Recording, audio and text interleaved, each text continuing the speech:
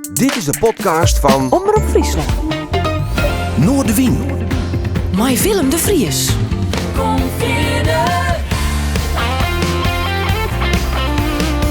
maar dat maakt het wel leuk. Dit is een horrorverhaal. Alles wat te spelen. Omroep Friesland. Ah, winkel, ja, die komt toe, hè.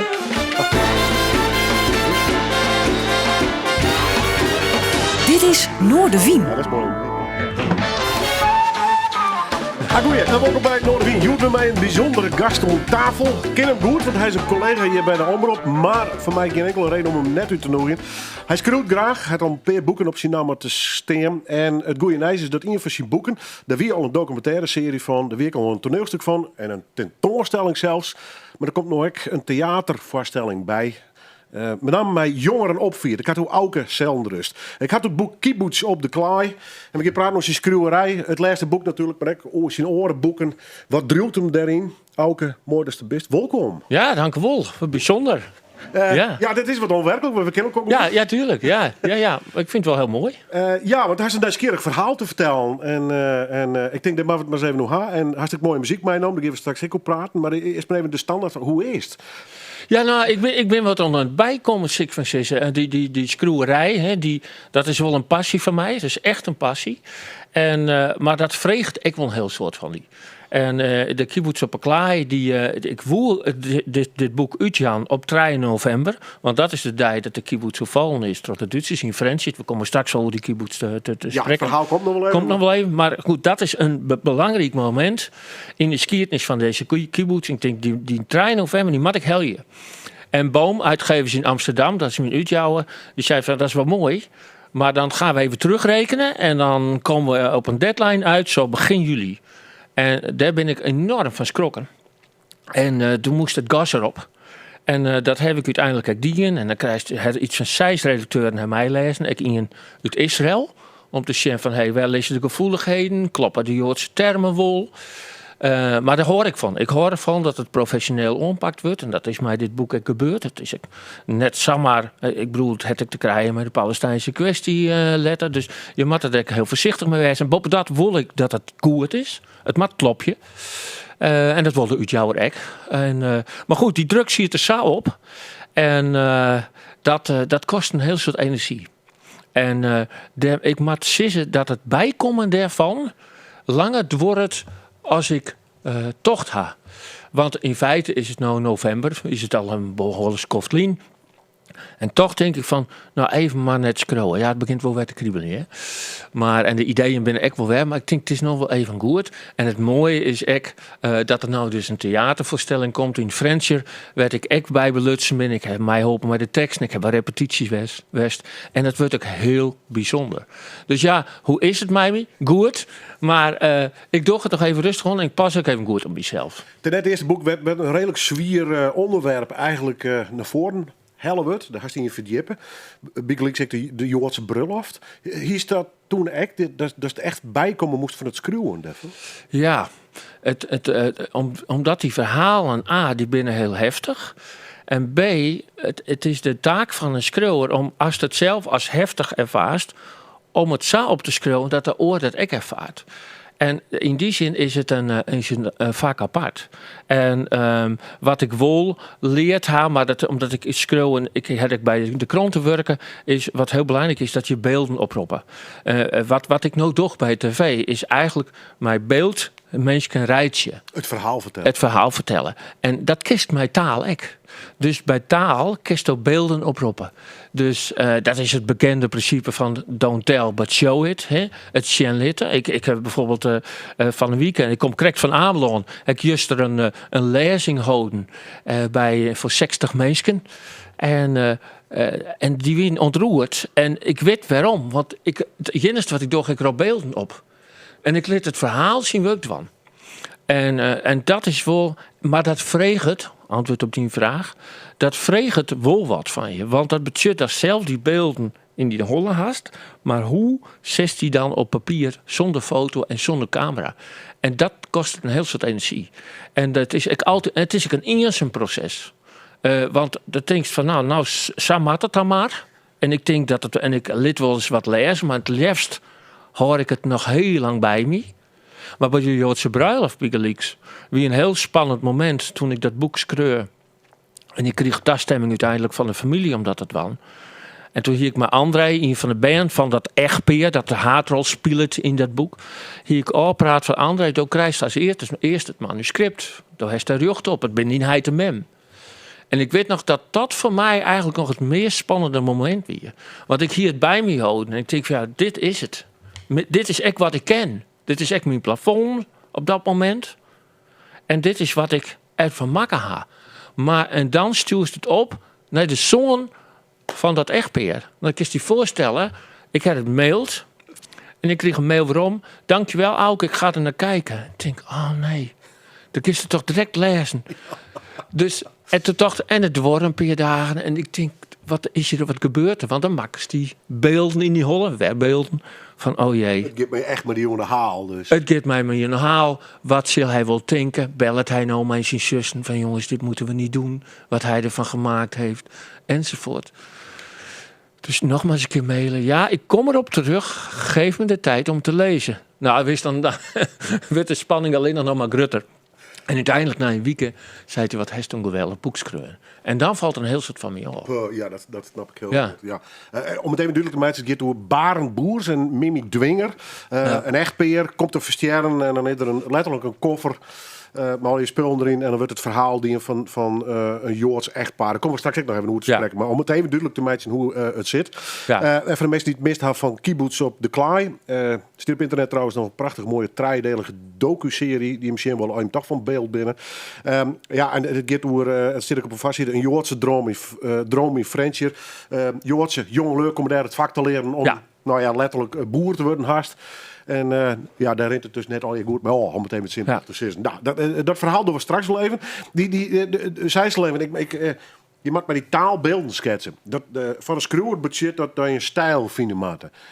Du hast nogal wat publicaties om die naam. Maar wanneer van een gevoel is toen in stijl te pakken, dan steeds dit is hoe Auke Zelder schreeuwt.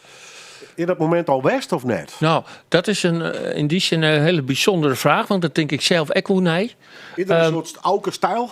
Ja, die is er wel, want toen ik toestemming vregen voor het boek De Joodse Bruiloft bij de familie, want ja, dus zeiden ze het al, die koffer, die mocht eigenlijk net iepen. Nee. Get iepen. Dus dan heeft het ene uiterste een dichte koffer en vervolgens een ene voor die journalist die zelden rust hiet in Friesland die graag een boek schreeuwen wil. Dat is het oren uiterste. Het is een Hollywood verhaal gast, hè? Ja, dat is wel heel bijzonder. Het is recht ben ik deponeerd hiervan. Maar goed, en toen zij daar over vergaderen, zeg maar zeggen, binnen de familie. Toen hij zich vragen, maar ik die oorboeken lezen. En die heb ik opgestuurd. En toen zeiden ze, wij horen van die sobere stijl. Dus het is inderdaad sober. Dus ik bedoel geen wollig taalgebruik. Het is gewoon mooi waar, of de zin, het is waar. Het is net alge bijvoeglijke naam. Het is een hele sobere schroostijl. Maar dat is de stijl. Het oren is, en daar wil ik wel een werkje, is iets meer lef. Er moet misschien wat meer lef in. Het boek van de Kibbutz op de Klaai is goed recenseerd. Ik tot trouw Bigelieks. En daarin schreeuwt de recensent van het is een gedegen boek, misschien wel te gedegen. En toen dacht ik, de Utjouw zei dat is een compliment, want dat is heel goed. En hij schreeuwt ook in de recensie de literaire fictie die Zelderussen nu aan hanteert, want dat broek ik wel, mij wil vaker broeken. En toen dacht ik, en de hek zelf zo'n nijtocht van tevoren voor dit boek, van begin ik wat meer literaire fictie schreeuwen. Begin ik wat meer in de fictieve kant op, maar dit non-fictieve verhaal. En die kant wil ik wel wat, dus als het gaat over ontwikkeling, die kant wil ik wel wat meer op. Ja, maar ook die zei, dat dacht ik, zit er wel een beetje angst bij voor die familie. Bang om fouten te maken. Ja. Als toen zij de redacteur in die nekken haast. En die zal heel aardig en fatsoenlijk wezen. Maar ze zullen wel mij. Ze zullen wel mij. En dat is één. En het tweede is, Deze kwestie van de kibbutz, dat gaat over het Zionisme, dat gaat over de eigen Joodse staat, dat gaat om een verlangen van het beloofde land. Wat op de dijvier een gevoelig onderwerp. Dat bedoel ik. Explosief haast. Explosief. En in dit kibbutz-verhaal heb ik zelfs, het mijn oren erdoor van ja, die Palestijnse kwestie, wat doen we hiermee? En toen heb ik in eerste instantie tocht, daar scroll ik net over. Dit is, je moet de dingen in het tiertje. En toen ik dwaalde met het onderzoek en met het boek. En toen dacht ik, ja nee, ik ken je net, ik moet hier even scrollen. Dus ik bel André op in Israël. Een van die traaibeen van de Joodse bruiloft. Toen zei André, Auke, niet doen. Doe het niet, want elk woord wat je gebruikt, dat valt in Israël hier licht gevoelig. Als je zegt veroverd, zegt André het bevrijd. Het is alle gevoelig. Nou, toen zei ik, André, ik vind het net eerlijk als ik dit omzeil. Ik mat je wat mij dwan. Hij zei, dat snap ik. Hij zei, stuur het maar op. Dus daar heb ik nog een haatstuk screun, net een oer joer dij. En vooral het meest geciteerd erover, en dat het hij leest en zei, zak en het wol. Maar het jouwt maar aan dat je heel voorzichtig omgaan moet. Net alleen met de historie, maar ik wat de historie nou nog doet. En toch, ik zocht naar die schroeverij. Nou, daar was met zwalkers praat, met gevangenen. Het hele verhaal, Marianne Vaatstra, over gevoeligheden gesproken trouwens. Daar lezen heel wat lang in onder zijn verhaal, denk ik. Dus dat schroest. Je had zijn bruiloft, emotioneel voor de familie. Kibbutz op de Klein, nou, dat neemt het leven. Dan ontwikkelt het in die onderwerpkeuze net. Nee, en dat heeft denk ik te krijgen met het feit dat ik die orenkans van de mensen graag beschreeuw, als ik me zeggen. En dat verhaal vertellen was het. En dat verhaal wil ik vertellen. Hè. De refereert onder het boek hoe de gevangenen en van ik heb over de verslaafden schreeuwen. Ja. Ik heb over zwervers heb ik schreeuwen. Ik kreeg op een gegeven moment de naam van de schreeuwer van de zelfkant van de samenleving. Dat heb ik ervaren als een compliment. En ik ben webinar om zo'n soort boek te schreeuwen. Het enigste wat ik doe is wat zij mij vertellen opschreeuwen. En dan ben ik erachter kwam dat die stemmen, die verhalen, die ben zo puur en eerlijk. Ik denk, daar moet ik nog wat mee. En ik broek dan hier binnen om gewoon hun verhaal te vertellen. Meer doe ik eigenlijk net. En dat vind ik belangrijk. En als het gaat over de Joodse geschiedenis en de Joodse bruiloft en de kibbutz, dat is toch een beetje van een andere orde. In die zin dat het onjekkert bij mijn interesse voor de oorlog en voor de Holocaust enzovoort hinnen. Dus daar zit ik wel meestal, nou ben je wel klaar met de oorlog. Nou, ik ben nooit klaar met de oorlog. Maar ik wil ook best dus ergens oorzoek schreeuwen. Maar als er iets op mijn paard komt, en dat wie met de Joodse bruiloft samen met de kibbutz en ik denk, dit is van mij, dan viel ik dat exact. Ja. Bruce Springsteen, daar ieperen we mij. Ja. De horrorvraag van dit programma is muziekliefhebbers, want dat is mijn gast zeker, om 5 platen te zieken. Nou, de mis komt bij 50 hoor. En dan mag je snijden. Dat zal bij net oorzien. Bruce Springsteen, ja, waarom? Nou, Springsteen in eerste instantie dat ik... Ja, ik ben er wel mee opgegroeid. En ik weet dat mijn eerste concert, dat wie in 84... ik ben een laadbloeier en heel soort dingen. Maar dat wie mijn eerste concert in de Kuip, ik zal het nooit meer vergeten. De Tunnel of Love Tour van Springsteen. En dat wie nog in die dan als het voor ons tegen woest, dan moesten ze gewoon heel betierd bij het stadion zitten. Dat wie nog net een pit en mijn bandjes en zo. Dus wij zien het om 10 uur maas voor het stadion. En ik weet nog, de waren de hekken in Iepen en wij draven over het veld naar voren. En toen Springsteen heeft mij toen grepen, net alleen qua performance, maar vooral qua teksten. Mijn kemmeke hong vol met Springsteen. Ik begon op een gegeven moment zelfs op de liedjes zijn ze. Maar ja, dat is toch wel iemand die het mij gingen is op mijn paard. En hij had een prachtig noemerskreun. Dat had ik te krijgen met het verhaal van de kibbutz Land of Hope and Dreams. Nou, die jongeren hier een dream in het land in Palestina om daar veilig te leven. We beginnen nou werkplaat aan. Kom uit bij Eddie Vedder. Ja, Pearl Jam. Hij had een prachtige akoestische cd maken van bij de film Into the Wild. En daar komt het nummer om Vregenhast Society. Ja. Waarom? Nou, ik weet nog dat ik die films zeg.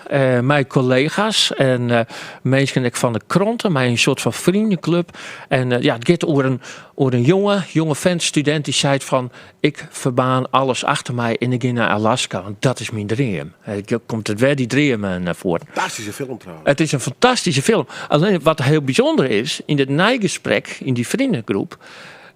ervaart iedereen de eind van die film heel oors. En is het wat sneu, wat onhandig van hem. En ik zei van, ja maar wacht eens even, dit is wel wat hij wil. Hij het dingen wat er wil.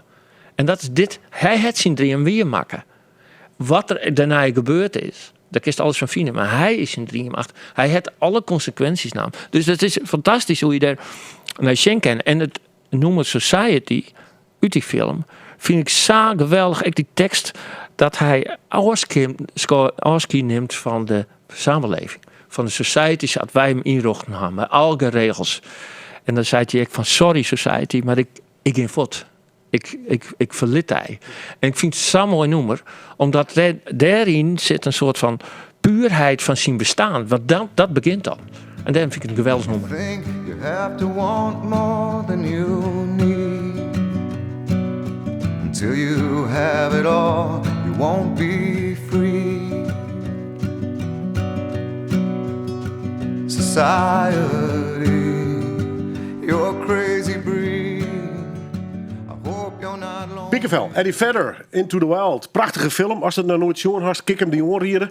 Wonderlijk verhaal van een jongen in Amerika... die uiteindelijk, letterlijk de society verliet... en in de wildernis van Alaska te lonen komt. En hoe de rode mag de film maar even zien. Maar goed, het is een prachtig, maar ook wreed verhaal eigenlijk. En heel menselijk.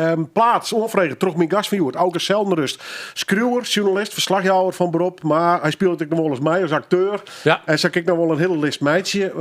Oorleiding is het boek Kibbutz op de Klaai. Hoe de inhoud komen we aan nog wel even. Maar er komt een theatervoorstelling... voor binnen kwart voor en door geproduceerd jongeren door mij. Mooi verhaal overigens. Ik ga even naar het boek daar, want ik ga echt naar het eind van het boek daar, want dankste wordt meesken. Niet in de laatste plaats wil ik Heid de Mem bedanken. Heid nam mij als kleine jongen mee aan de hand naar vervlogen tijden en hield onderweg nooit op te vertellen over de oorlog. De beelden die hij schetste zie ik nog steeds. Mem vroeg me tijdens het schrijven van dit boek voortdurend naar mijn vorderingen. Nieuwsgierig als ze haar hele leven is geweest, wilde ze alles over kibbutz en de Joodse bewoners weten. Komt daar gewoon simpelweg die interesse voor die Wereldoorlog en het lot van die Joden wij? Ik denk als dat zo weer opleest, want dat is altijd van mij is het, als ik het opschul en als dat dan weer valleest, dan is het toch weer een spiegel en dan begint het toch weer hoe na te denken. Ik denk dat als die beide bij elkaar voegt, zeg maar zeggen, daar sta je dan op uitkomst. Het is van uw mem die precies nou een Ierlien verstongen is, die wie zo geïnteresseerd in alles. En zij leest de krant, ze hier altijd te vragen. Ze wil altijd weten hoe het zit. Over het boek over de kibbutz zei ze van nou Auke, ik denk wel dat dit onderslaat. Het is wel een specifiek onderwerp. Ja, mem, ik beziek je dat ze breed mogelijk te mij is al mooi. Ik ben benijd hoe het gaat. En ze vregen altijd naar de vorderingen. En u zei hier altijd over de oorlog. Het is alsof hij in de oorlog de intensiteit van het leven zag je dat al die jaren daarna, want dat wie in de volle meer, dat in het schaatstier van die intensiteit van die 4 Libyërs. Hoe oud wie hij door de oorlog? Hij wie toen 18. 18? Ja, hij wie slagersfeind. Hij ging in de oorlog, vanuit de Zuidwesthoek, ging hij op de fiets. Waarom nou hoe? Hij werkte dan op Tesla en op de fiets ging hij dan Texel en dan over de Oostliedijk en dan hij Himmelum en op de fiets. En in de oorlog hij is geregeld te aanhouden tot de Duitsers daar. En van wat moest ik ben slagersfeind. En op de fiets. En hij had ook dingen meemaken onder oren. Want hij kon slachtje. Hij wie slachter. En hij wie slag en hij zei, hij had ook wel verteld, dus elke dan kwamen we op een pleert en dan moest ik twee bargen ophangen en een kool en de oordijs kwam ik en alles wie voort. Dus ja, dat wist hij toen net, die jonge vent. En dat ging natuurlijk al je net verzet en onderzoekers. En na de oorlog had hij mij ook wel eens verteld, maar hij vertelde net zo volle droer. Dan heeft van wie in de commissies die zeggen van wat heeft hij eigenlijk die in de oorlog? En toen dat moest dus hij het voor verschijnen, precies. En toen in zijn lid is een jongen die had genoeg die in. En maar hij had het zelf nooit weten. Dus maar die fascinatie, die verhalen. En het is net zo dat hij heel soort schokkende dingen mij, maar ik kon wel vernemen als jonkje wat er toen gebeurd is, het hem zo rekken. En van de weeromstuit rekken hij mij daar weer mee. Ja. En dus die fascinatie voor wat er toen gebeurd is toen eigenlijk al begonnen. Ja. Zij is iets heel grappigs. Want aan de ene kant zei hij vertelt er heel pro en hij vertelt weer niks. Er zit een soort tweedeling in zijn beleving. Hij vertelde die wel over de oorlog, maar net over de persoonlijke ervaringen of zo. Ziet daar een verschil in? Ja, nou in die zin dat het hoe mag ik dat uitlezen? Er weer een paar verhalen die dan weer vaak voorbij kwamen. Dat is wel vaker. Ik denk, dat heb ik vaker jet. Maar het lang net alles verteld. Hij had bijvoorbeeld ook in Riesterbos, daar gingen de V1's omheen, en de V2's op een gegeven moment richting Londen. Dat had hij ook jongen. Ja, als dat dan dat hij dat vertelt, dat maakt het wel een heel soort indruk. Maar ik denk meer dat het los van de inhoud van die verhaal, meer wie dat ik voelde in zijn stem de intensiteit van het bestaan. En dat heeft mij misschien meer rekken dan het verhaal aan zich. En dat heb ik mij om. En de interesse van mijn mem voor dingen vreetje. Hoe zitten dingen? Daarom ben ik misschien wel journalist, zo samen kennen. Maar dingen weten hoe het zit. En als het haast over de Holocaust, de Joodse historie, daarvan weet ik het net. Het is net zo dat ik dat echt mij kregen ha. Dat is een diep gevoel. En ik krijg heel vaak, zeker naar aanleiding van het boek De Joodse Bruiloft, kom ik Joodse mensen in die mij haast verzekeren dat ik Joods bloed heb. Van Auke, je weet het misschien zelf niet, maar je bent een Jood. Voor mij is dat net eens zo belangrijk meer. Wat ik wel belangrijk vind, is dat ik er wat bij viel. Dus bijvoorbeeld in de Joodse Week in Ljouwert werd nou dankzij ik de Joodse Bruiloft nou een namenmonument is. Daar moet ik gewoon snel dan even heen. En dan viel ik daar. Ik viel daar wat. Ik precies om een voorbeeld te nemen. Wat ik daar viel, of toen ik daar voor het eerst weer, en daarna ben ik er vaak geweest, ik voor mijn boek. Ik viel daar, en dat vertel ik ook wel eens op lezingen, een onnatuurlijke stilte. Een stilte die het net doogt. Zo in de natuur, kerst soms stil. Wat is stil? En dan kerst dus van bijkomen. En dan kerst adem je. Maar deze stilte doogt net, klopt net. En toen weet ik hem vol, toen hiek ik het boek schreeuwen, want ik had het ook in mijn boek beschreeuwen, die stilte die zo onnatuurlijk viel. Toen wie ik bij de finish van Maarten van der Weijden, die zwemmer bij de Prinsentuin, hij die toen een oefentocht. En toen kreeg ik een tik op het schouder van een man die zei van, ik heb jouw boek gelezen en jij schrijft over een onnatuurlijke stilte in de Joodse wijk hier in de stad. Ik zei ja. Hij zei, ik woon hier al mijn hele leven en ik snapte niet zo goed wat hij bedoelde. Maar, zei hij, ik ben er weer naartoe gefietst. En hij zei, nu snap ik het. Hij zei, ik snap wat je bedoelt.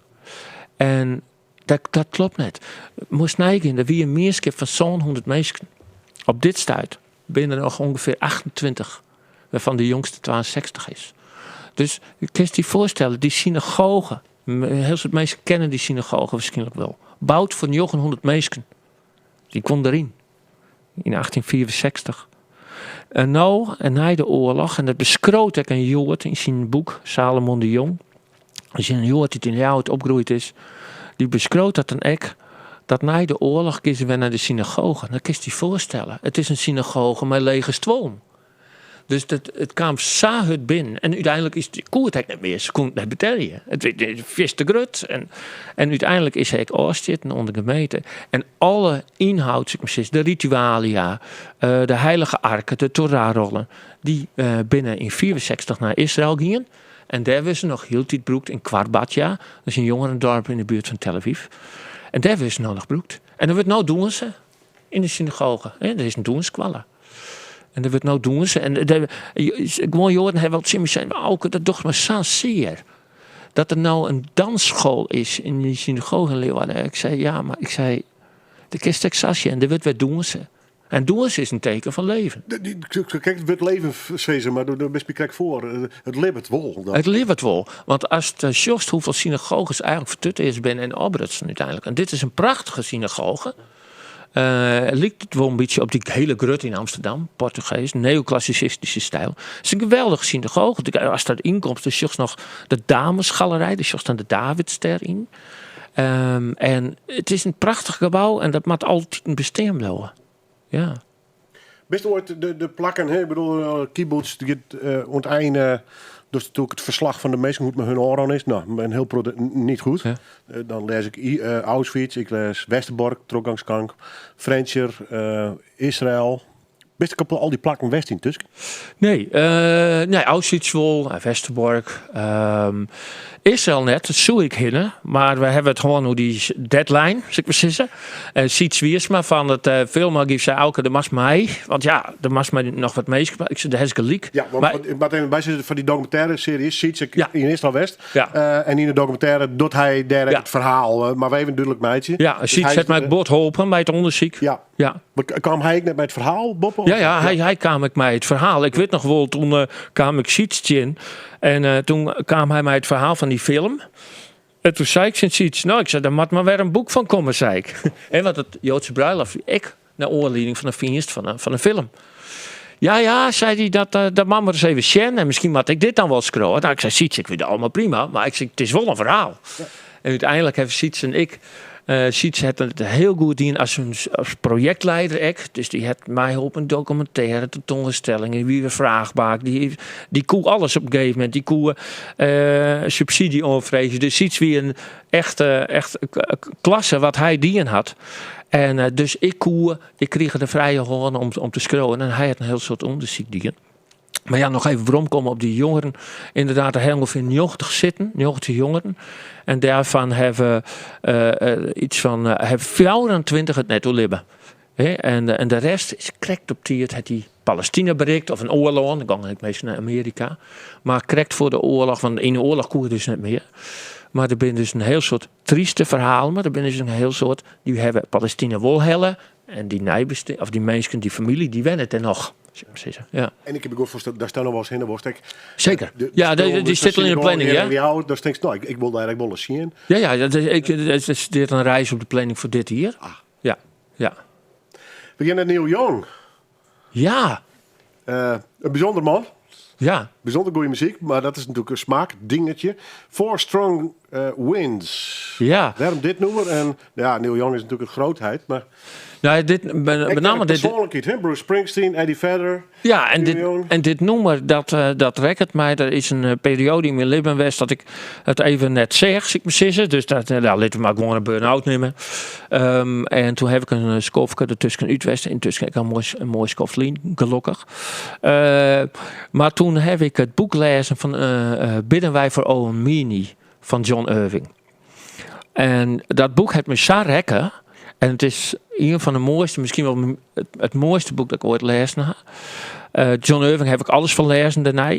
Maar ik kan zo goed schrijven, maar dit boek heeft mij zo goed rekken. En die haatpersoon, die Owen Meany, die hier dit nummer. Op een gegeven moment zei dit is mijn nummer. Dit vind ik een geweldig nummer. En als je dan Jip zitten... En dan lees je, en het is alsof als je diep zit, er is wel eens een mysticus west uit de middeleeuwen, die zei het van de duisternis is de vindplaats van God. Daar ben ik zelfs voor Joodse daarbij die wil eens bidden van nou, geef me wat ellende, want dan vind ik u weer. Maar het is wel weer dat is dan wat gevoeliger is voor indrukken, voor verhalen, voor mensen die helpen willen. Dat het een skaat komt. Van op een gegeven moment griepst alles om. Maar dit boek heeft mij zo rekken. En toen heb ik dat nummer heel vaak draait. En dat het verhaal van Owen Meany gaat over. Eigenlijk begint het boek geweldig. Even nu te hollen, is dat die schroot door, het is een ik-vorm, door de ontmoeting met Owen Meany ben ik in God gaan geloven. Toen ik dat lees, toen dacht ik, ja, dit boek mag ik lezen. En het gaat door een vriendschap tussen jongen. En Omini is dan een heel lieds baaske. Heel eerste lieds. Dus het is ik denk dat hij een hele meter heeg is. Het is een lilliputter. Maar alles wat hij schreeuwt, alles wat hij zei, dat is wel heel bijzonder in het boek, dat al zijn citaten zijn in haatletters. Dus het is alsof je een personage ontmoette die altijd aan het schreeuwen is. Dus altijd aanwezig, omdat het altijd in haatletters. En dat is geweldig. Dat is een geweldige vondst. Want daarmee, hij is heel lieds. Maar en er is vriendschap en en daar gaat het dan over. En het gaat over wat is uiteindelijk, hoe kom je erachter wat het doel is van je bestaan. En dat ik zal het net vertellen, want het boek is vast te mooi, maar mensen gaan lezen. Maar daar komt dit noemer dus in naar voren. Dus dit noemer brengt mij net alleen nog waarom naar dat boek, maar ook naar mijn persoonlijke strijd, ik moet zeggen, op dat moment. For strong winds that blow lonely, 7 seas that run high, all those things. Mooi nummer en een bijzonder verhaal. Neil Young, Jenny en Four Strong Winds. Het staat op het listje van mijn gast van Joert. Auke Zelderust, schreeuwer, verslagjouwer. Ik neem dik maar even een acteur, journalist. Zou ik je nog wel even terug. Docent, ja. Mijn verhaal van Heid, die op een fiets van Texel naar Himmelum. Maar hoe kwam die eigenlijk in Kolm te lonen? Want daar ben je opgegroeid, toch? Ja, daar ben ik opgegroeid. En daar had hij een slachterij gekocht. Hij had een mem getroffen in Kolmersweg. Die komt van de Zweg. Met wie Walpik? Ja. En uiteindelijk hebben ze dus keersen voor Kolm. En zo ben ik daar ook opgegroeid, inderdaad. Ja. Wat voor jeugd had hij gewoon? Nou, eigenlijk wel een hele bijzondere jeugd. En hoe zei ze dat? Zorgeloos, ik wel. Wel een heel groot gezin, dat wel. Hoeveel win je? Wij hebben met z'n tretjen, dus echt een groot gezin. Old school. Ja. En, maar goed, als je opgroeit als band, dan is alles wat je waar je in opgroeit, is de norm. Dat is normaal. Dus ik heb dat nooit letters zocht wel eens waarom. Ik denk, dat is... Wat is met Savolle, dat komt toch net? En Savolle band. Maar als er middenin zit als band, is dat gewoon de norm en is dat ook normaal voor die. Dan zocht er net apart in hoor. En wel een bijzondere jeugd gaan. En was zorgeloos. In Kolm op squallen.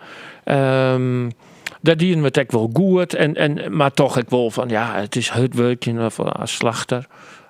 Maar is heel betierd. Wij konden natuurlijk nooit op vakantie. Dus ik heb nooit maar met een vakantie geweest. Maar heb ik net als een gemis ervaren. Lettertings wel eens van dan gangst. Dan was het wel vregen van wanneer ga je op vakantie, op squallen. Nou, waar is dan heen? Nou ja, wij blijven thuis. En dat voest ik helemaal net vreemd. Dat voest eigenlijk heel logisch. Dus eigenlijk, wel een hele goede jeugd. Daar zag ik heel goed op waarom. En wanneer ben je begon te screwen nou? Wist je al een screw op een middelbare squal of niet? Nou, nee, ik had er wel dacht van, dat lijkt mij wel heel mooi. Ik weet nog dat ik zie het op het gymnasium dat heet nou bij is nou wie vroeger christelijk gymnasium, daar jou ook nou ook les trouwens. Voor jou ook nog les, hè? Ja, ik jou ook les, mediawijsheid. Ja, dus net zozeer over het journalistieke vak als wel van wat is de rol van de media in de samenleving. Ja, grappig, op die eigen squallen dus. Ja, op mijn eigen squallen. En, maar ik weet nog dat ik toen ik les kreeg van de leraar Duits. En die heb ik daarna natuurlijk ook weer getroffen toen ik daar zelf weer les begon te Jan. Dan kregen wij de opdracht om in één lesuren van 50 minuten een opstel te schrijven over die tijd. Maar letter wel verteld te zijn, dat is maar de jeugd van Zinnenburg zijn vraag net meer stellen. Maar in die tijd, toen stoopskwallen zie koos ik gewoon leerlingen vragen, meidje opstellen in 50 over die tijd, over de tijd. Wat is de tijd eigenlijk? In Duits. En toen heb ik een stick geschreven. En ik weet nog dat de essentie wie van mijn stick van de tiert, die bepalen wij. Hoe snel die gaat. Dat bepaalt het tiert helemaal zelf net. Want een seconde is een seconde. Ook wel filosofisch. Zeker voor een jongen van 15, 16. Ja. En hij pakte dat stick erbij. Hij zei van, ik ga even snel kijken wat jullie ervan gemaakt hebben. En zei, oké, Auke. En ik weer heel stil en teruggetrokken jongen, weet ik nog wel. Ja, wie is een verlegen puur? Ja, ontzettend. Ontzettend verlegen, maar we hebben wel heel gedreven huiswerk. Ik weet ook dat ik de enigste, maar daar zit ik straks nog een voorbeeld van Jan, die al het huiswerk die altijd. En, maar hij zei van, Auke, je moet laten schrijven worden, zei hij. Dus dat is me wel bijbleven. Net dat ik toen dacht, oké, ik wil schreeuwen of zo. Maar dat is me wel bijbleven. En, maar ik was een voorbeeldige leerling, maar eigenlijk heel verlegen, stil, teruggetrokken. Ik deed al mijn huiswerk. Ik heb bijvoorbeeld vertalingen voor Latijn en Grieks. Daar heb ik een speciaal boekje voor. En en in mijn handschrift is nog heel dramatisch. Maar ik kan het lezen. Maar oor net. Het is een soort codetaal. Het is haast een codetaal. Ja. Als ik nou interviews jou of neem, dan scroll ik en denk oh ja, na een week lees, zoek ik het echt net meer trouwens. Ja? Maar dat is gewoon meer, dat is een geheugensteuntje.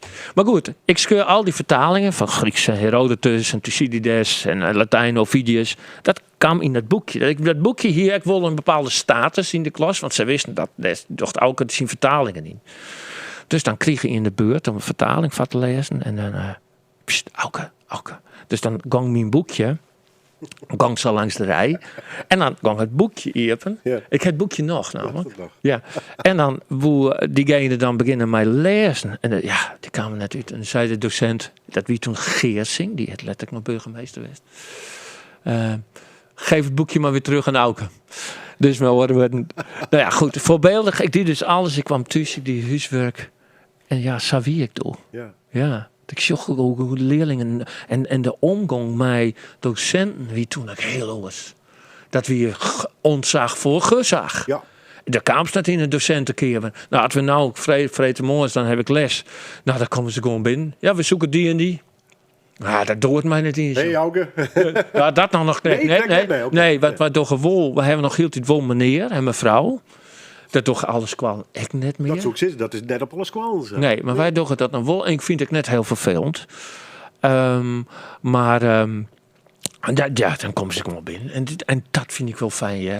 Dat het een hele orde omgangsvorm. En dat je wel met respect met elkaar, want dat vind ik wel belangrijk. Dat zie ik ook altijd. Maar dat je het wel met z'n allen rooien kennen. En in mijn tijd werd echt een groot verschil in hiërarchie. Wanneer best begrepen door de journalistiek? Het letterlijk het vertellen van verhalen. En dan bedoel ik net over de tijd en filosofie. Hartstikke hele concrete onderwerpen, bijvoorbeeld in die boeken, dus bijna journalistieke boeken verwerken. Hè? Dus de redding van de hinders bijvoorbeeld. Niks, mooi verhaal. Ja. Hij ben de weekens ook lezen. Ja, maar Marsje van de Vlies van de Joute Kranten. Ja. Ik weet het nog wel. Ja. Ik denk dat verhaal wie zag rond, ik moet zeggen, er zo volle aspecten nog. En ik denk, dit boek, daar moet een boek voor komen. Dus ik ging naar de Friese persboekerij, dat bestier toen nog, de Uitjouwer. En de directeur zei van, nee, ja, ook dat doen we niet. En bovendien, we hebben net Sinterklaas gehad, we hebben net de cadeautijd gemist. Maar ik zei, ik ken voor de crisis nog wel. Nee. Maar ik zei, denk er even over na. Want ik zei, ik schrijf het in een week. En dan vreeg ik hier van de layouter erbij. En de Katrien van Veen die de foto's maken. Hij zei, ja, die kunnen we gratis krijgen. Van wie een connectie met Leeuwardenkrant. Maar ik kreeg een beetje een telefoontje. We hebben het over gehad, doe maar. Zo van, nou ja, God zegende de greep. Ja. Maar ik heb nog nooit een boek geschreven dat het verkocht. Het is binnen no time sjouwen drukken. Ja, en het is ook net meer te krijgen. Nee. Er kan geen kibbutz in op. Nee. Nou, daar ben ik aardig mee onderwijs, toch? Dus, ja. Nou, in de Joodse bruiloft is 40 druk in elk geval. Precies, dit goed. Maar goed, dit is even als voorbeeld, maar we kennen die ook van Landgoed van Verlangen, door de verslaving. Ja. Dorp achter de tralies, de gevangenis, nou, het hele Marianne Vaatstra verhaal, dat ben meeske verhaal, echt een meeske verhaal. Ja. Wanneer hoe je dat ontstingen? Is dat als puber al? Ja, nou ja, wel interesse in het verhaal van het individu. Daar heb ik altijd ben ik altijd geïnteresseerd in geweest. Want iedereen, ik heb wel eens een gedicht geschreven van op ieder gezicht staat een gedicht. En dus dat viel ik extra. Dus iedereen heeft toch wel eigen nuances, eigen verhaal, eigen belevenis, eigen gevoel. En dat intrigeert mij. Op mijn LinkedIn, ik bedoel het net zo vaak, hè, maar het is wel, en dat was juist nog even voorlezen op een lezing toch hier, zei je, Auke, ik zie dat jij schrijft, ik heb maar 1 leven, maar door het leven van anderen leef ik er vele. En zo zorg ik dat ik. Want die verhalen ben net alleen om op te scrollen. Maar ik leer er ook weer van. Ik vind het fascinerend. Nou, het zei ik wat. Dat is het dus blijkbaar ik beleefd als zoals het zelf wezen dus, voor een deel. Ja, voor een deel wel. Ja. En voor een deel denk ik van, goh, hey, wat een interessante visie. En wat een interessante... Dus dat neem ik ook weer mee. Dus dat leer ik ook weer van. Hè. Bijvoorbeeld het leven in de gevangenis. Dat ik mij... Wat ik zo fascinerend vond, is dat ik toen ik daar begon om dat project, om 1 jaar lang in die gevangenis om te stappen en met gevangenen te praten, dat ik eerst dacht van, ik moet ze alle keer maar een briefje aan, ik ben die en die, zo'n je hem alsjeblieft met me praten willen. Want jongens, ik krijg net die, ze wonen alle keer. En wat ik fascinerend vond, is ze wonen alle keer gewoon met me praten. Dus ik ben geen regisseur, ik ben geen officier van justitie. Ik zei, Jens, dat ik weet, ik wil hier een levensverhaal. En toen dacht ik, wat is het toch een verlangen in de mens om dat eigen verhaal toch te vertellen. Dus er kwamen ik mij dingen die ik bewakers nog nooit jet heen. Omdat ik stond er onbevangen in. Ik doe er niks mee, ik vervolg ze net, ik veroordeel ze net. Een vorm van erkenning, denk ik. Hè? Een vorm van erkenning zonder veroordeling. En dat beziek ik, zeker in deze tijd van polarisatie, beziek ik zoveel mogelijk wijdbloem van oordeel. En dat vind ik heel belangrijk. Dat je eerst eens even, zet maar een paar stappen waarom. Bezorgen. En de meest beste mening had, daar hoor ik ook van. En discussiëren hoor ik van. Maar wat bijvoorbeeld in coronatijd echt naar boven kwam is dat meeste mensen gewoon fut zet. En wat ik wel leerd, haar ik bij mijn onderzoek naar de Joodse geschiedenis, zodra je 2 dingen doet, je meidje van mensen een groep en vervolgens zie je dat die mensen geen mensen binnen, dat is zo gevaarlijk. Het is een mechanisme. Het is helaas van alle tijden. Hè? Het is helaas van alle tijden. Het is net alleen van het Johan gebeurd. Het is in Rwanda. Wat er in Rwanda gebeurd is die genocide. Werd vervolgens die mensen. Dit is op de radio. Wat zijn, het ben kakkelak. En het ben groepen. Want dan binnen mensen ook in staat om oren wat om te doen. Want het ben geen mensen toch. Dan ontmenselijk je een groep mensen. Nou ja, wat Poetin op dit stuit in Oekraïne. Het zijn nazi's, het is de Satan. Helaas van alle tijden. Ja, dus van de waarom uit is Chingasjan toch het individuele verhaal te vertellen. Wat Abel Herzberg zei, het oorlog hoe libben. Hij wie vastzitter van de Zionistenvereniging in de oorlog. Het oorlog hoe libben, het in Bergen-Belsen zitten, wie ik advocaat. En die zei van, er zijn niet 6 miljoen Joden vermoord. Maar er is 1 Jood vermoord 6 miljoen keer. Dus mijn oren, dat is wat ik bedoel. Ja, misschien wel de enige manier om het te voorkomen ooit. Hopelijk. Ja, hoop ik. Ja. Geslagen in de... Ja, we hopen dat dat ooit echt geschiedenis is. Maar we zitten eigenlijk nog middenin. Ja, we zitten middenin.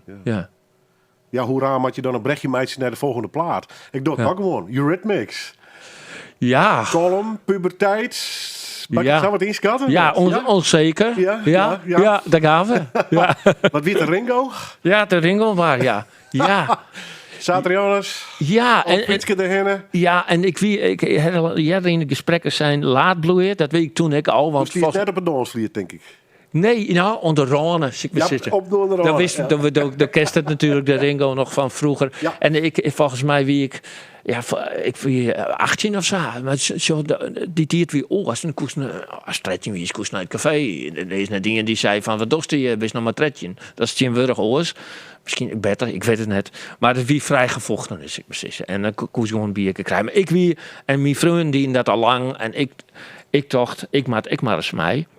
En ik vond het wel heel geweldig, mag ik zeggen. En dan op de fiets naar de Ringo bar. En dan stiekem verliefd wezen. Want de liefde om in je verkleden, dat doe ik net natuurlijk. Maar... geen serenades. Ja, geen serenades. Dat doe ik helemaal net. Nee. Dus maar ik weet nog wel, de stier... toen kerst de Ringo natuurlijk Dan is er dan die donsvlier en hier is wat een opheging. Dan koest ik oor de donsvlier zien. En dan stier je altijd bij die ene balk, zeg maar zeggen, want het is nou de pleert. Dus die een blond famke die het mij rekken. Maar goed, die had mij nooit tjoen. En die had het nooit weten. Maar daar weet ik toch stiekem wel wat verhalen op. En dat nummer, dat ze draaien toen in die tijd, dat wie dit nu.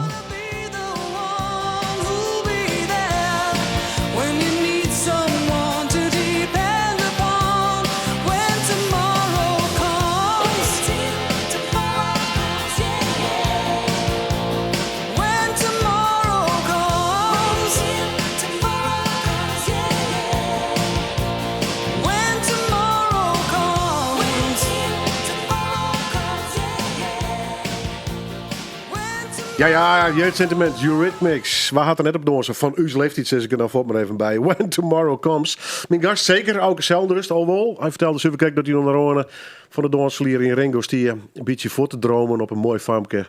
Onbereikbaar. Best er ooit achterkwam? Nee. Sommige dingen mag ik misschien net winnen. Nee, want dan gaat de magie misschien voor. Ja. Dus... Zo is het raar opzien dat ze niet eens nog vadesteert van ik wist wat dat naar mij zegt. Ja. Dat is nou wel van deze uitzending. Wist het hem nooit. Ken je als televisieverslag jou, maar best ik een screwer. Hoe accordeert dat? Nou, in beide gevallen ben je echt bezig met beeld. Ja, en er was een verhaal vertellen. Maar nooit...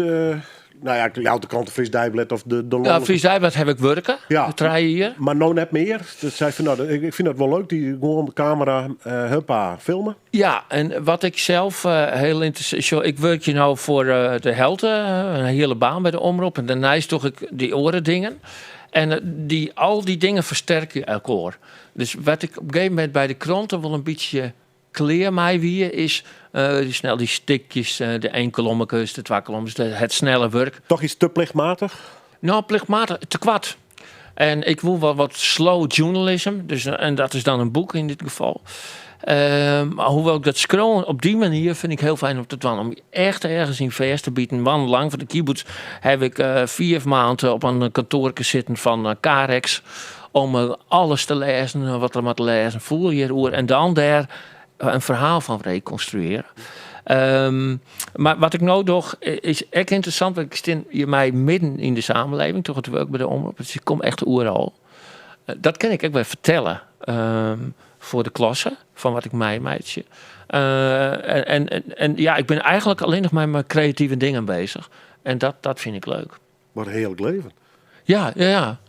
Ja, zeker. Ja, dat is ik zo. En vertel ze even kijken onder de plaat, maar ik citeer die gewoon even nou. Dat is ik een groot muziekliefhebber best. Nou ja, dat blikt wel een beetje uit die smaak al, maar ik vanmorgen best om ik naar Boeteland wel concerten te bezieken. Maar we best de gist wel echt volle bak dan. Hè? Dus vertel eens U2 in Parijs, gist naar Roma nog. Ja, naar Springsteen in Rome. Ja, pak een vleertuig en ga ervoor dus. Ja. Dus dat is en dat is zelfrust in leven. Intens leven? Ja, maar dat had ik te krijgen met wat we eerder bepraat hadden. Die periode dat ik het toch in zie. Dat ik dacht van, in één keer, want werk was voor mij echt heel belangrijk. Toen dacht ik, werk het mij net beter maken. Dit maakt oors. En toen al begon ik... Toen zei ik bij de omroep, ik al oren inleveren. En toen kreeg ik een vraag, weet ik nog wel... Van, ik is nou wat minder werk in. Wist hij het of zo? Ik zei, nee. Dat wordt helemaal niks. Maar ik wil meer het voor mijzelf. Dus dat vind ik heel belangrijk. Want van die periode heb ik geleerd... Van, maar wat wil ik uit leven? Als ik China zien wil, dan mag ik een ticket boeken. En zo ben ik hou van reizen. En ik ben inderdaad naar China geweest. En ik toch Afrika reizigen met een jeep. Wat iedereen zei ook. Dat ik wist niks van techniek. En zeker net van de jeep. Ik zit te kloppen. Maar ik heb voor jou een maand toch Afrika reizigen. Maar het leven vol pakken. Dat heb ik toen geleerd. Dus was het zei, dat zit er wel een beetje in. Ik wil ook niks missen. Nog hield dit op mijn leven niet. Maar toch van, maar ik wil Springsteen zien in het centrum van Rome. Op die oude renbaan. Dan kerst ze van, goh, dat liep het mij heel leuk. Of ze zei, daar wil ik heen. En ik zei, verdorie, een ticket keer ik. Just do it. Ja. Nou, dat geldt sowieso voor alle screw-projecten die je Ja. hebt. De laatste, en dat is ook een beetje de aanleiding, is het boek Kibbutz op de Klaai. Nou, we hadden al een beetje sketst, Joodse jongens en famkes. Maar ik er even bij, ze kwamen hier in Friendship te lonen om daar het vak te leren. Hoe bewerk je de groen, om dat mee te nemen uiteindelijk naar Palestina. Ja. Dan is er een inval. Door de Duitsers, de Tweede Wereldoorlog, snijdt dwars door dat verhaal heen. En dan krijg je een beetje een einde, zoals ik wel voorspellen is. Dan wordt het meestal eindigen in Auschwitz. En een groot deel toch best eindigt uiteindelijk in Palestina. Hè? Ja, want maar Sasjen, die kibbutz, die het er west van 34 tot 41. Dus de langste periode nog voor het uitbreken van de oorlog. Dus die Joodse jongeren, die hebben dat dus correct op die het helle. En ze zitten in het oude stationsgebouw aan de Hallingenweg. Vroeger hier is de lokaal spoorlijnen, hè. Dokkum locatie is de bekendste. Maar die gingen zo'n beetje alle keer failliet in de 30 jaren. En weer de concurrentie van de auto en de bus, wie is te grut. Maar dat treinstation, dat kwam dus leeg te staan. En de oprichter van de kibbutz, Jacob Bramson, een Jood, een Sionist, werkzaam als psychiater bij de PZ Friendship, bij de inrichting. En die had dit betocht. En die had dit oprichten. Dus daar hebben ze ik wennen. Van jongens beneden, famkes boppen. Het was een orthodoxe club. En een werkje bij de boer om daar het vak te leren. Maar dus een groot aantal heren dus correct op die het helle. Ja. Maar daarna breekt de oorlog uit en ja, die kon net meer voort. Nee, bizar element in zijn boek. Ik had er lezen dat sommigen weten dan te vlucht komen in Palestina. Het eerste wat er gebeurt is dat ze opgesloten worden in een detenteringskamp. Het is een heel raar, bizarre verhaal. Ja, en dat jouwt ik on. Het beloofde land en daar zit je. Ja, daar zit je. En het jouwt ik on. Dat spoor in het boek, ja, maar... Ja, maar het jouwt wel on dat Friendship op dat moment onderdeel is van de wraakskiernis. Ja. Want aan de ene kant heeft het antisemitisme dat opkomt in de jaren 30 in Duitsland. We hebben toch eens jongeren, heel veel jongeren vanuit Duitsland vluchten. Ja. En dus echt in de kibbutz te landen komen. Aan de andere kant heeft een oorstuk van de wraakskiernis. Dat is namelijk de Palestina. Palestina, Brits mandaatgebied. En de Arabieren zeggen van prima die Joden, maar die moeten hier net ha. Nee. Dus er is verzet in grondaankoop door de Joden, verzet in immigratie. En die vreeg je dus de Engelsen, die de baas binnen, van wij worden hier geen Joden meer. Dus en in dat spectrum zit Friendship. Ja. En dan breekt de oorlog uit. En wat er dan tot overmaat van ramp ook nog eens gebeurt, is dat de bezetter, de Duitsers, meidje van Friendship, een garnisonstad.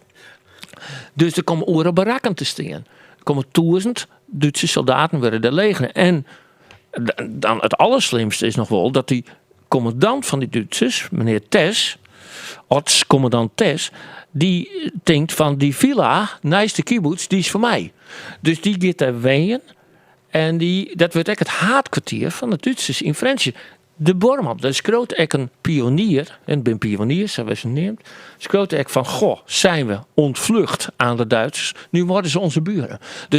Dus Friendship wordt aan mij ontstijgt eigenlijk het lokale. En wordt aan mij het middelpunt van de wraakskiernis. En dat heb ik bezocht om Schentlitten in dit boek. Ja, nou en wat ik zei, een bizar, nogmaals heel iets lijntjes, dat je dan uiteindelijk oppakt wordt in het beloofde land om daar in een kamp te komen. Nou ja, ik hoop dat je me nieuwsgierig wat prikkel hebben om dit boek alsnog eens een keer te lezen of de documentaire serie te zien. Het goede nieuws is, want er is dus een boek, serie op televisie, tentoonstellingen de West, maar er komt dus een toneelstuk. Ja. Dat moest eigenlijk dus nog, blijkbaar. Hoe je dit zien? Eigenlijk is het een soort van, wat we met de Joodse bril heeft, ik die in haar, waarvan ik op een gegeven moment dacht van dit verhaal, dat verzint een theatervoorstelling. Dat is dus echt gebeurd. Ik krijg nog heel tijd vragen van mensen, speel je hem dat weer? Want ik wil graag daar nog een keer in en mijn familie. En toen dit boek er weer, toen dacht ik van dit leent me echt voor een vaststelling. Omdat het verhaal heel bijzonder is. Want haast net in Friendship en van Friesland het ooit over dit verhaal jet. En 2, die locaties binnen nog. Dus het wordt op locatie spelen, locatietheater. En dat is geweldig. Dus je begint in de Korenbeurs, met z'n allen. Dan ga je met huifkarren bij de locaties deel. En dat is 3 locaties. Dus in de kibbutz zelf. Dat wordt er ook spelen.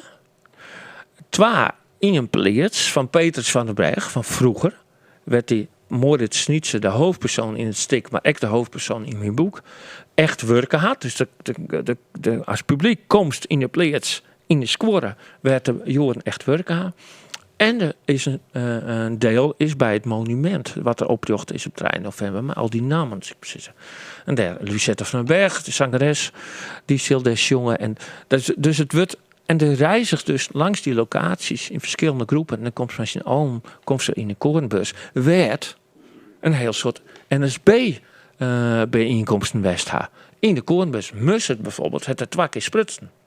Wie nogmaals ten overmaat van ramp. Wie een hele grote NSB-afdeling in Friendship. Nijljout in Jarreveen. Wie in de meeste NSB's wen in Friendship. En waarschijnlijk heeft het echt te krijgen met een hele fanatieke NSB-leider, de chef van de politie. Ik neem zijn naam even net, maar dat zit wel in het boek. Maar dat weer een hele fanatieke leider, precies. En die op een gegeven moment komt Mussert, Anton Mussert, de leider van de NSB, die komt in Friendship. En vervolgens zei die leider van, nou, wil je nog een keer komen? Als ik ervoor zwaar hier dat ik meer dan 150 leden volgend jaar, kom je dan weer? En dan zei Anton Mussert, dan kom ik hier weer. En dan, hier erop, komt Mussert weer. En de Mussert is dan een hele grote man. Die heeft speeches in grote steden als Amsterdam en Den Haag. Maar dus ook in Friendship. Dus, en in dat hele spectrum zitten die Joodse jongens en famkes. Op de film zorgen ze er heel blier uit en krachtig. En dat ben jonge mensen. In de kracht van het leven. Aan de andere kant moet je net vergeten dat die onzekerheid heel iets beklemmender wordt. Van wat gebeurt er als de Duitsers invallen? Nemen ze mij de wapens, de Joden haat mij en kennen we nog naar Palestina? En dat is Friendship. In het stationsgebouw. En dat is het verhaal van boek, tentoonstelling, docuserie en in dit geval dus ook een theatervoorstelling. Kibbutz op de Klei. Hoe vaak wordt het opgevierd? 15 keer. 15 keer? Ja, 30 maart is de première en 4 mei is de laatste keer. En is er iets van een site waar meer informatie en eventueel kaarten krijgen is? Het is op stichtingwolf.nl of op de site van de Korenbus Friendship. Daar kun je kaarten krijgen. Nog een muzikaal laatste woord. U2. Ja. Had het al een paar keer live, jongen. Dus dat, het zit in een fanbase. Dus Ja. Prachtig album, The Unforgettable Fire, U2. Daarvan Bad. Waarom dit nummer? Ja, dat nummer. Ik vind het gewoon een geweldig nummer. En vooral... ik wel van de jeugd. En hier is vroeger ook nog een bar in Kolm. Ik weet met de Manolito bar. Daar wat hij ook wel draait. En... maar dat nummer, ik vind het gewoon een geweldig nummer. Ik vind U2 trouwens een geweldige band. Heel vaak jongen, ik in binnen in Boetenloon. En wit mij te rijden. En ook een mooie jongen die het in Gietjerk wennen had. Dat zie je niet lang. Nou, de dierlijke drummer is van U2, hè? Ja, bizar. Is toch hartstikke mooi. Wie had het verhaal en boeken, maar daar en Oedreemen hebben we het ook. Nou, dit lijkt het mij echt aan drieën. Dit is, het is een cliché, maar het is een jongensboek. Maar er zit straks aan in Las Vegas een jongen. Ja. Even treiken zichzelf in de eer om te knippen van... Gebeurt het echt? Ja, dit is niet echt. Ja. Dit is echt niet echt. Maar YouTube. Ja, dus nou goed, ik vind het een geweldige muziek maken. Die Joshua Tree, die LP vind ik nog heel de beste. En dit nummer is gewoon een geweldig nummer. Dat is het.